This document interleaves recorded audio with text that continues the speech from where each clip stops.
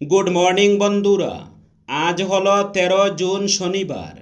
আজকের বরাক উপত্যকা তথা আসামের শ্রীভূমি, শিলচর, হাইলাকান্দি এবং ভারতের বিভিন্ন প্রান্তের আজকের সকালের বিশেষ বিশেষ খবরগুলি হল 2027 সালের শুরুতেই কাটিগড়ার 4 থেকে 5,000 পরিবারকে ভূমির পাট্টা প্রদান করা হবে। শুক্রবার 200 জন ব্যক্তির হাতে ভূমির আবন্টনপত্র তুলে দিয়ে এমনটাই ঘোষণা করলেন বিধায়ক কমলাক্ষ দে পুরকাইস্থ।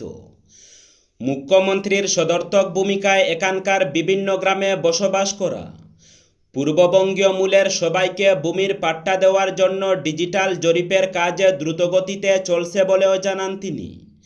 শুক্রবার দুপুরে এক অনুষ্ঠানের মাধ্যমে কাটিগড়ার বিভিন্ন গ্রামে বসবাস করা 168টি ভূমিহীন পরিবারকে ভূমি আবন্টনপত্র প্রদান করা হয়। সিদ্ধেশ্বর প্রগতি সংঘের এডিটোরিয়ামে অনুষ্ঠিত এই অনুষ্ঠানে মুখ্য অতিথি হিসাবে উপস্থিত ছিলেন বিধায়ক কমলাক্ষ দে পুরকাইস্থ। সার্কল অফিসার যাত্রাকান্ত কর্মকারের উপস্থিতিতে বিভিন্ন হিতাধিকারীর হাতে ভূমি আবন্টনপত্র তুলে দেন তিনি। অনুষ্ঠানে বক্তব্য রাখতে গিয়ে বিধায়ক বলেন, দেশভাগের বলি হয়ে এখানকার বিভিন্ন গ্রামে আশ্রয় নিয়েছেন বহু লোক। সরকারি স্কুলে দ্রুত কমছে ছাত্রছাত্রীদের পড়ুয়ার সংখ্যা, 5 বছরে 6 লক্ষ হ্রাস। রাজ্যের সরকারি স্কুলে প্রতি বছর লক্ষ লক্ষ পড়ুয়ার সংখ্যা হ্রাস পাওয়ার এক চাঞ্চল্যকর তথ্য সামনে এসেছে। গত 5 বছরে রাজ্যের সরকারি স্কুলে ছাত্রছাত্রীর ভর্তির সংখ্যা কমেছে 6.13 লক্ষ। তাছাড়া মধ্যাহ্নভোজন মিড ডে মিল প্রকল্পের আওতায় আসা শিক্ষার্থীর সংখ্যাও 15.56 লক্ষ হ্রাস পেয়েছে। কেন্দ্রীয় স্কুল শিক্ষা দফতরের অধীন প্রধানমন্ত্রী পোষণ স্কিমের প্রোগ্রাম অ্যাপ্রুভাল বোর্ডের ভার্চুয়াল বৈঠকের কার্যবিবরণীতে এই তথ্য প্রকাশ পেয়েছে।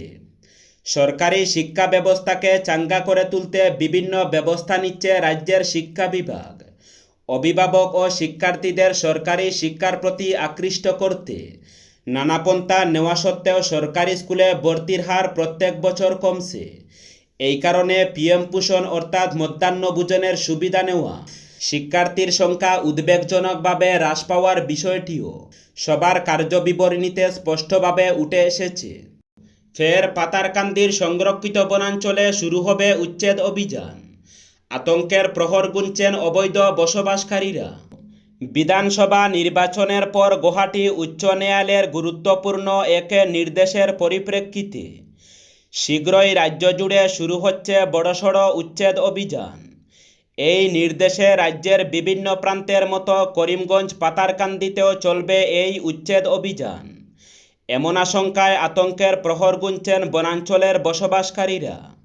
বিশেষ করে সংরক্ষিত বনাঞ্চলে অবৈধভাবে বসবাসকারীদের মধ্যে ফের ব্যাপক উৎকণ্ঠা ছড়িয়ে পড়েছে। যেহেতু আদালত এ মর্মে আগামী 30 দিনের মধ্যে বনভূমিতে অবৈধভাবে বসবাসকারীদের স্বেচ্ছায় ভূমি খালি করতে নির্দেশ দিয়েছে, তাই এ নিয়ে অনেকটা আতঙ্কিত হয়ে পড়ছেন অনেকেই। এই মুহূর্তে তারা কী করবেন, কেমনভাবে থাকবেন কিছুই ভেবে পাচ্ছেন না। নির্ধারিত এই সময়সীমার মধ্যেই বনভূমিতে বসবাসরত অনেকেই স্বেচ্ছায় তপলিতলা গুটিয়ে নিরাপদ স্থানে আশ্রয় নেওয়ার পরিকল্পনাও করছেন। সেলফি তুলতে গিয়ে বরাক নদীতে তলিয়ে গেল এক স্কুল ছাত্র। স্কুল থেকে বেরিয়ে বরাকের তীরে বন্ধুদের সঙ্গে সেলফি তুলতে গিয়ে নদীতে পড়ে নিখোঁজ হল এক স্কুল ছাত্র। ঘটনাকে কেন্দ্র করে শিলচর শহর জুড়ে চাঞ্চল্যের সৃষ্টি হয়েছে। নিখোঁজ ছাত্রের নাম অঙ্কিত চক্রবর্তী। শুক্রবার দুপুরে শিলচর ইটখোলা ঘাটে ঘটে দুর্ঘটনাটি। খবরটি চাউর হতেই মানুষের ভিড় জমে ঘটনাস্থলে। জানা গেছে, নরসিং হাইয়ার সেকেন্ডারির স্কুলের উচ্চ মাধ্যমিক প্রথম বর্ষের ছাত্র অঙ্কিত শুক্রবার কয়েকজন সহপাঠীর সঙ্গে ইটখোলার বরাক নদীর তীরে বেড়াতে যায়। সেখানে বন্ধুদের সঙ্গে সেলফি তোলার সময় হঠাৎ পা পিছলে নদীতে পড়ে যায় সে। মুহূর্তের মধ্যেই নদীতে তলিয়ে যায় অঙ্কিত। সহপাঠীদের চিৎকার শুনে স্থানীয় বাসিন্দারা দ্রুত ঘটনাস্থলে ছুটে এসে উদ্ধার কাজ শুরু করেন। দীর্ঘ সময় ধরে নদীতে তল্লাশি চালানো হলেও অঙ্কিতের কোনো সন্ধান মেলেনি। খবর পেয়ে পুলিশ ও এসডিআরএফ ঘটনাস্থলে ছুটে গিয়ে নদীতে অভিযান চালায়। রাত পর্যন্ত অভিযান চালালেও এখনও পর্যন্ত নিখোঁজ ছাত্রের সন্ধান মেলেনি বলে খবর পাওয়া গেছে। ইতিহাসের পাতায় MGNREGA জুলাই থেকে বিবিজি রামজি। হাতে মাত্র কটা দিন, বিলুপ্ত হয়ে যাবে ভারতের গ্রাম উন্নয়ন বিভাগের সবচেয়ে চর্চিত ও কার্যকর MGNREGA প্রকল্প। সম্ভবত আগামী জুলাই থেকেই ইতিহাসের পাতায় স্থান হবে প্রকল্পটির।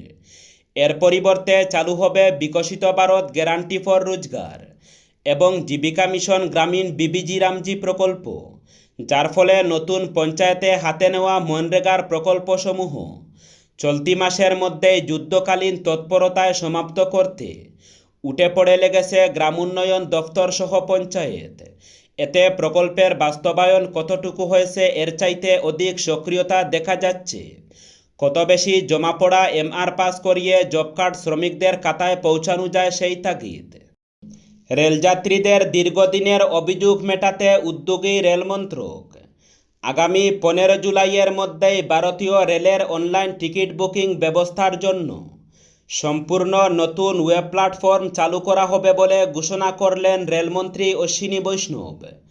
নতুন ব্যবস্থার লক্ষ্য টিকিট বুকিংয়ের সময় যাত্রীদের ভোগান্তি কমানো এবং পরিষেবাকে আরও দ্রুত ও নির্ভরযোগ্য করে তোলা। রাজস্থানের জয়পুরে শুক্রবার এক শিক্ষা প্রতিষ্ঠানে পড়ুয়াদের সঙ্গে মতবিনিময় কর্মসূচিতে যোগ দিয়েছিলেন রেলমন্ত্রী। সেখানে এক ছাত্রী অনলাইন টিকিট বুকিংয়ের সময় ঘন ঘন প্রযুক্তিগত সমস্যার কথা তুলে ধরেন। ছাত্রী জানান, বুকিংয়ের সময় প্রায়ই ধীরগতি যাচাইকরণ সংক্রান্ত জটিলতা এবং সার্ভার সমস্যার মুখে পড়তে হয় যাত্রীদের। পড়ুয়ার বক্তব্য শোনার পরই মঞ্চ থেকে সংশ্লিষ্ট কর্তৃপক্ষের সঙ্গে যোগাযোগ করেন রেলমন্ত্রী। এরপর তিনি ঘোষণা করেন নির্দিষ্ট সময়সীমার মধ্যেই নতুন ও আধুনিক প্ল্যাটফর্ম চালু করা হবে, যাতে যাত্রীরা আরও সহজে টিকিট বুক করতে পারেন। রেলমন্ত্রকের দাবি, নতুন ব্যবস্থায় টিকিট বুকিংয়ের গতি উল্লেখযোগ্যভাবে বৃদ্ধি পাবে। ষোড়শ আসাম বিধানসভার বাজেট অধিবেশন আগামী 6 জুলাই থেকে দিশপুরে আরম্ভ হবে। এই অধিবেশনে অর্থমন্ত্রী জয়ন্ত মল্ল বড়ুয়া, মুখ্যমন্ত্রী ডক্টর হিমন্ত বিশ্ব শর্মা নেতৃত্বাধীন সরকারের দ্বিতীয় কার্যকালের প্রথম পূর্ণাঙ্গ বাজেট পেশ করবেন। অর্থমন্ত্রীর দায়িত্ব গ্রহণ করার পর বাজেট প্রস্তুত নিয়ে তৎপর হয়ে ওঠা শ্রী জয়ন্ত মল্ল বড়ুয়া গতকাল দিশপুরে একটি প্রাক বাজেট বৈঠকে অংশগ্রহণ করেন। বৈঠকে বিভাগের প্রবীণ আধিকারিকরা বাজেট প্রস্তুতের সময় বিভিন্ন খাতে ব্যয় বরাদ্দ এবং ভবিষ্যৎ রূপরেখা সম্পর্কে মন্ত্রীকে অবগত করেন। জয়ন্ত মল্ল বড়ুয়া বলেন যে সরকার ভবিষ্যৎমুখী বাজেট প্রস্তুতের লক্ষ্য নিয়েছে, যাতে রাজ্যের বিকাশের হার বহনযোগ্য এবং উন্নয়নের হার ত্বরান্বিত করা সম্ভব হয়। তিনি বলেন যে রাজ্যবাসীর উপর নতুন করে করের বোঝা না চাপিয়ে কিভাবে রাজস্ব বৃদ্ধি করা যায় এই বিষয়টিও বাজেট প্রস্তুতের সময় গুরুত্ব আরোপ করা হবে বলে তিনি মন্তব্য করেন।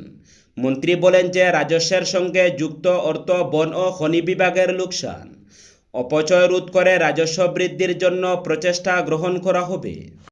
মাদক বিরোধী অভিযানে সুনাই রোডের নাগাটিলা এলাকা থেকে 2 মহিলাকে গ্রেফতার করেছে পুলিশ। তাদের কাছ থেকে 10টি সাবানের কেসে লুকিয়ে রাখা মোটে 123 গ্রাম সন্দেহভাজন মাদকদ্রব্য উদ্ধার করা হয়েছে। গ্রেফতার 2 মহিলার পরিচয় সুহানা বেগম লস্কর বয়স 38 ও মনোয়ারা বেগম লস্কর বয়স 41 হিসাবে জানা গেছে। সুহানার স্বামী কবির হোসেন লস্কর এবং মনোয়ারার স্বামী নূর মোহাম্মদ লস্কর উভয়ের বাড়ি সুনাই দক্ষিণ মোহনপুর 7ম খণ্ড এলাকায়। পুলিশ সূত্রে জানা যায়, নির্দিষ্ট গোপন তথ্যের ভিত্তিতে নাগাটিলা এলাকায় অভিযান চালিয়ে 2 মহিলাকে আটক করা হয়। পরে তল্লাশি চালিয়ে তাদের কাছ থেকে 10টি সাবানের কেসে বিশেষভাবে লুকিয়ে রাখা অবস্থায় 123 গ্রাম সন্দেহভাজন মাদকদ্রব্য উদ্ধার করা হয়। 12,000 হেলমেটবিহীন 396 মদ্যপ চালকের বিরুদ্ধে জরিমানা। গুয়াহাটিতে হঠাৎ করে বেড়েছে ট্রাফিক আইন লঙ্ঘন করার মামলা। এর মধ্যে হেলমেট না পরা, নেশা করে গাড়ি চালানো অন্যতম। বাদ পড়ছে না চলন্ত গাড়িতে মোবাইলে কথা বলা থেকে শুরু করে বেপরোয়াভাবে গাড়ি চালানোর ঘটনা। গুয়াহাটি ট্রাফিক পুলিশ শুধুমাত্র মে মাসে ট্রাফিক আইন লঙ্ঘনকারীদের কাছ থেকে 3 কোটি টাকার বেশি জরিমানা সংগ্রহ করেছে, যা এপ্রিল মাসের তুলনায় 1 কোটি টাকা বেশি বলে জানালেন গুয়াহাটি ট্রাফিক শাখার ডিসিপি জয়ন্ত সারথী বরা। ডিসিপি ট্রাফিক সাংবাদিক বৈঠক করে জানান, গুয়াহাটি শহরে যানবাহন আইন লঙ্ঘন করার ঘটনা বাড়ছে প্রতিদিন। লঙ্ঘনকারীদের সতর্ক করতে বিভিন্ন পদক্ষেপ নেওয়া হচ্ছে, তারপরেও কমছে না নিয়ম ভাঙার প্রতিযোগিতা। অবশেষে কঠোর হতে হয়েছে ট্রাফিক পুলিশদের। নিয়ম লঙ্ঘনকারীদের নিয়ন্ত্রণ করতে জরিমানা করা হচ্ছে।